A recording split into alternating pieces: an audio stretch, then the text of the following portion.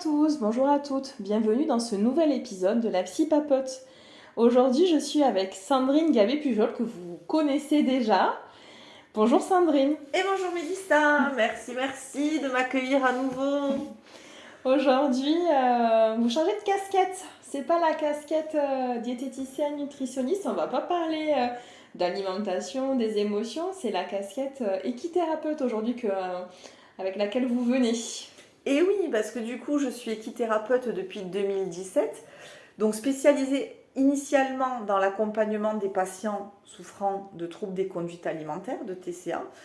Et effectivement, en quête de perfectionnement et d'élargissement de mes compétences, j'ai obtenu un master en thérapie assistée par le cheval à l'université de Gérone en Espagne.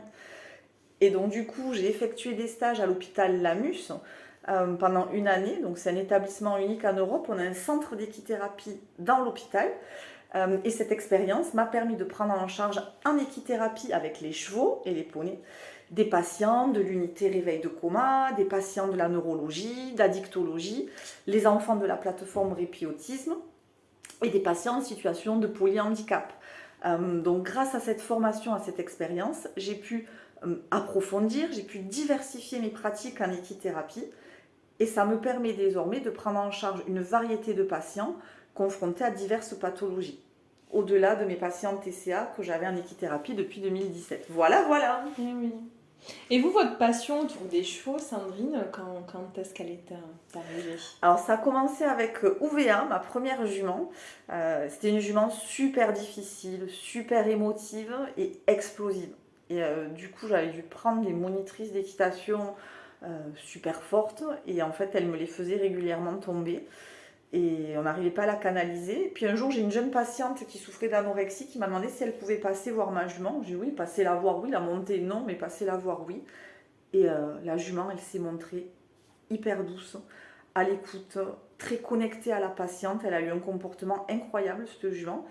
Et pareil, j'ai observé la même modification de comportement lorsque ma grand-mère, qui était hyper vulnérable, qui venait de se casser le col du fémur, qui était très fatiguée, est venue voir la jument. Et c'est à ce moment-là que j'ai compris qu'Ouvea, elle ne voulait pas faire du saut d'obstacle, être montée avec un mort, un enraînement, une selle.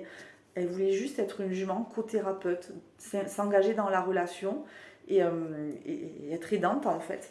Et cette révélation, elle a profondément marqué mon parcours et elle m'a orientée vers l'équithérapie avec UVA et puis après avec mes autres chevaux. C'est magique la rencontre qu'on peut avoir Ouais. avec un animal. Mais on parle beaucoup des chiens finalement autour de la thérapie, puisque là j'ai l'impression qu'il y a beaucoup plus en ce moment en tout cas, de chiens qui sont formés, enfin qui sont, je sais pas si on peut dire formés, mais qui sont habitués pour accompagner des enfants, notamment moi j'ai vu autour de l'autisme. Tout à fait. Ouais. Mais le cheval finalement, lui, qu'est-ce que... Bon, alors Ouais, le je cheval, comprends. voilà, nous on a une association qui s'appelle Animal Connect, qui vise à promouvoir et à développer les thérapies assistées par les animaux. Donc Animal Connect, elle offre des programmes d'équithérapie qui sont adaptés à une variété de besoins et aussi des programmes en médiation animale. Donc on a des personnes qui sont au départ soit professionnels de santé, soit professionnels du secteur médico-social et qui sont formées, donc elles sont passées par Agathea ou IFZ, l'Institut français de zoothérapie, et leurs chiens sont certifiés comme chiens médiateurs. Et elles interviennent dans des structures médico-sociales, des centres auprès de personnes autistes, de personnes en situation de handicap. Voilà. Mais pourquoi moi j'ai choisi le cheval? Parce qu'UVA. Parce que voilà, c'est UVA qui m'a emmenée vers ça. Mais effectivement, dans l'association, on a une personne qui travaille aussi avec les animaux de la ferme, en médiation animale. Et en fait, c'est pas juste le contact avec l'animal qui va aider à gagner en mieux-être, c'est aussi toutes les activités et tout le travail thérapeutique qu'on va faire autour. D'où l'importance que ce soit un professionnel de santé ou du médico-social et qui soit formé spécifiquement à la médiation animale pour pouvoir faire ce travail-là. C'est pas juste faire un câlin à l'animal. Voilà, ça se résume pas à ça. Parce que vous parliez tout à l'heure d'équithérapie, du coup, votre métier autour de... Vous êtes équithérapeute, mais qu'est-ce que c'est vraiment l'équithérapie? L'équithérapie, c'est une pratique thérapeutique qui utilise le cheval comme médiateur pour aider à traiter divers troubles. Alors ça peut être psycho, ça peut être physique ou comportementaux. Cette thérapie, elle repose sur la relation entre l'homme et l'animal et vraiment, elle favorise un vrai développement émotionnel et psychologique. Donc là, moi, quand je travaillais à l'hôpital Lamus, on avait des patients en fauteuil roulant où on allait travailler en mode hypothérapie, on les mettait à cheval, on travaillait sur le développement de la relation entre eux et le cheval et on les mettait avec tout un appareillage, un lève-malade, voilà, avec un bras, on les mettait à cheval. Et on va travailler la posture et on va travailler sur l'aspect physique en collaboration avec les kinés, avec les ergos, etc. Et puis on avait tout autant sur des patients qui venaient du service addicto où on allait travailler sur la gestion des émotions. Donc on pouvait être à cheval ou aussi faire du travail à pied.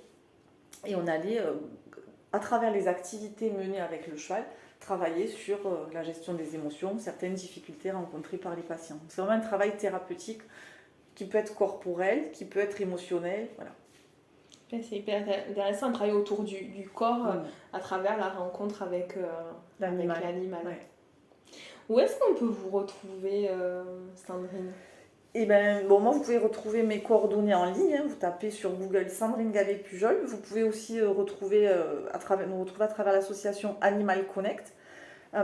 Les séances individuelles d'équithérapie ainsi que les ateliers pluridisciplinaires en médiation animale se déroulent souvent à Saint-Estève-Bao. Elles sont organisées au départ du cabinet paramédical et elles se déroulent sur le site arboré qui est un petit peu à l'écart de la ville, à 2 km du cabinet, qui s'appelle l'élevage des terres catalanes. C'est vraiment à proximité du cabinet. Voilà. Et notre mission vraiment avec Animal Connect, c'est de créer des environnements thérapeutiques sécurisés et enrichissants où les patients ils peuvent en fait bénéficier du soutien et de la connexion unique que les animaux peuvent offrir et d'où le fait que l'association elle travaille vraiment en collaboration avec des professionnels de santé pour garantir une prise en charge vraiment adaptée.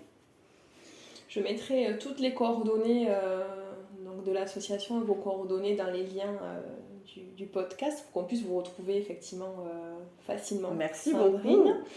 Est-ce que vous souhaitez avoir le mot de la fin, Sandrine, concernant ce podcast et votre travail autour et avec les chevaux?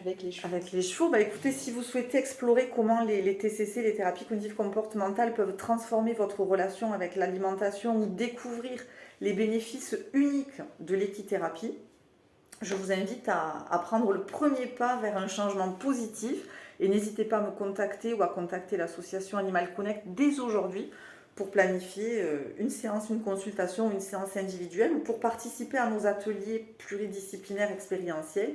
Et ensemble, nous pouvons commencer ce voyage vers une vie peut-être plus équilibrée, épanouissante, je l'espère. Merci Sandrine. Merci Mélissa, merci beaucoup. D'avoir accepté cette invitation. Je vous souhaite une très belle fin de journée et à bientôt. Au revoir, bye bye.